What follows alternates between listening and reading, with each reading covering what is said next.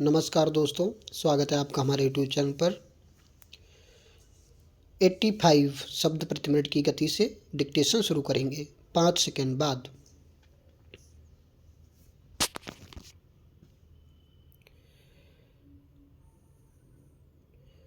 Start.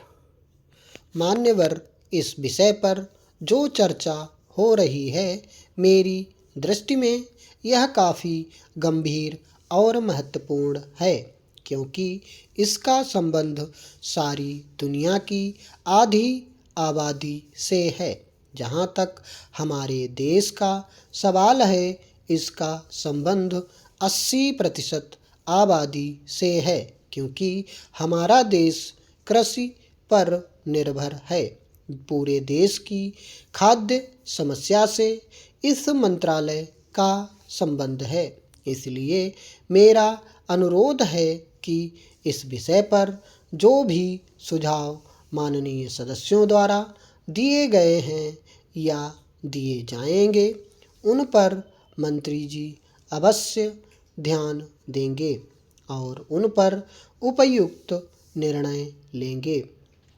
महोदय, विश्व खाद्य संगठन ने इस वर्ष हिंदुस्तान के लिए खाद्य उत्पादन की दृष्टि से बड़ा गंभीर वर्ष बताया था, लेकिन देश के किसानों ने, मजदूरों ने, इस देश की केंद्र सरकार ने और राज्य सरकारों ने वैज्ञानिकों के सहयोग से इस बात को साबित कर दिया है कि यदि हमारे देश के किसानों को आवश्यक सुविधाएं दी जाएं, तो वह किसी भी देश के किसान का उत्पादन के मामले में मुकाबला कर सकता है।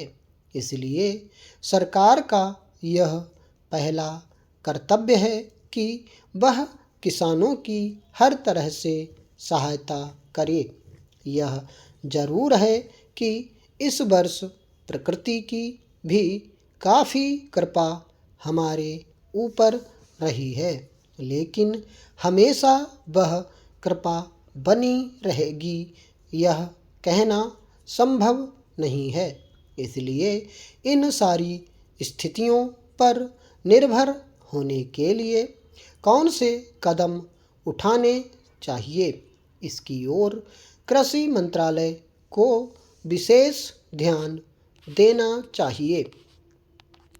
महोदय, सिंचाई के बारे में काफ़ी चर्चा हुई है। मैं इस मंत्रालय का ध्यान विशेष रूप से इस बात की ओर दिलाना चाहता हूँ कि हमको अपनी गति बढ़ानी पड़ेगी। जो हमारी सिंचाई की योजनाएं हैं, उनको हमें शीघ्र पूरा करना होगा। समय हमारा इंतज़ार नहीं करेगा, लेकिन इसमें एक दिक्कत यह है कि अनेक राज्यों ने पहले की स्वीकृत योजनाओं को पूरा किए बिना कई नई योजनाएं हाथ में ले ली हैं, जिससे उनको पूरा करने की गति धीमी होती जा रही है, क्योंकि उनके लिए पैसों की कमी हो जाती है। अगर प्रकृति हमारा साथ ना दे तो हमारे देश पर भारी मुसीबत आ सकती है। इसी मुसीबत से बचने के लिए हमारे प्रधानमंत्री ने 20 सूत्री कार्यक्रम में सिंचाई को भी सम्मिलित किया है। जहाँ तक छोटी सिंचाई योजनाओं का सवाल है, वह हमारे देश के किसानों के लिए काफ़ी लाभदायक है। थोड़े समय में उनके परिणाम सामने आ जाते हैं। बड़ी योजनाओं को पूरा करने में काफ़ी समय भी लगता है और पर्याप्त धन की भी आवश्यकता होती है। इस संबंध में मेरा सुझाव मंत्रालय को यह है कि इन योजनाओं से जो पानी सिंचाई के लिए किसानों को दिया जाता है उसके दाम इतने ज़्यादा रखे जाते हैं कि सभी किसान उसका लाभ नहीं ले पाते। इसलिए पहले 3-4 सालों में सिंचाई के दाम कम रखे जाने चाहिए ताकि किसानों की पूरी मदद हो सके और अनाज की पैदावार भी बढ़ सके। किसानों को आर्थिक सहायता भी नहीं दी जाती है, जबकि उद्योगपतियों को सरकार अनेक प्रकार से सहायता देती है। किसानों को जो कर्जा आप देते हैं उस पर ब्याज की दर कम लगनी चाहिए।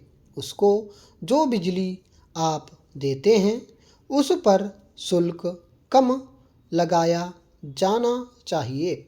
उसकी भूमि का लगान आप कम कर दो।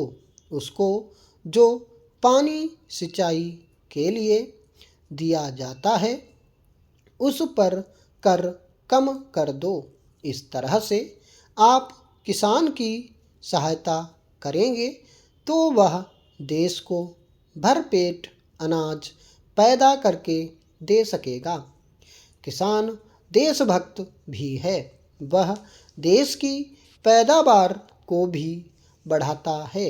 वह जवान भी देश की रक्षा करने के लिए आपको देता है और देश को ही नहीं विदेशों को भी अनाज देने के लिए अब वह तैयार हो रहा है।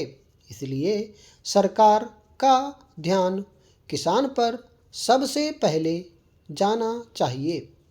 मेरा कहना यह है कि किसानों की जो कठिनाइयाँ हैं, उनकी जो समस्याएं हैं, उनको पक्षपातपूर्ण ढंग से नहीं देखना चाहिए।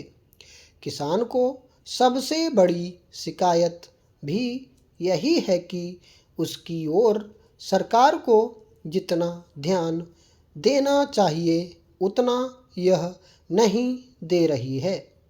किसान का अन्न खाकर सारे देश के लोगों की आंखें खुलती हैं। विदेश के लोगों की भी आंखें खुलती हैं। उपाध्यक्ष महोदय, मैं आपके सामने एक और बात रखना चाहता हूँ और वह यह है कि देश में बेकारी बढ़ती जा रही है और इसे रोकने का कोई उपाय सरकार अभी तक नहीं कर पाई है। सरकार अपने दूसरे कामों में ऐसे उलझी रहती है कि उसे इस ओर ध्यान देने का समय ही नहीं है। यदि बेकारी की समस्या की तरफ सरकार ने ध्यान नहीं दिया तो देश का जो बेरोजगार वर्ग है वह क्रांति कर सकता है और अगर ऐसा हुआ तो सरकार को बड़ी परेशानी का सामना करना पड़ेगा। अतः मेरा सुझाव है कि सरकार को जल्दी से जल्दी इस समस्या की ओर ध्यान देना चाहिए। यह बेकारी ऐसी नहीं है कि फूंक मारते ही दूर हो जाएगी। इसके लिए सरकार को योजनाबद्ध तरीके से काम करना पड़ेगा। नए नए रोजगार के अवसर सरकार को ढूंढने होंगे। पढ़ाई के ढांचे में परिवर्तन करना पड़ेगा तथा कुटीर उद्योगों को और बढ़ावा देना होगा।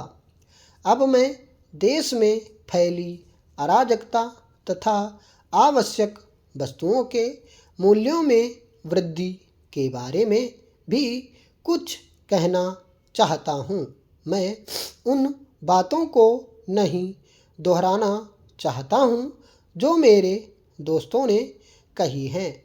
एक बात मैं ज़रूर कहूँगा कि इस वक्त हिंदुस्तान के चारों तरफ की परिस्थिति बड़ी ख़राब है और इसमें किसी की जिम्मेदारी नहीं है। स्टॉप।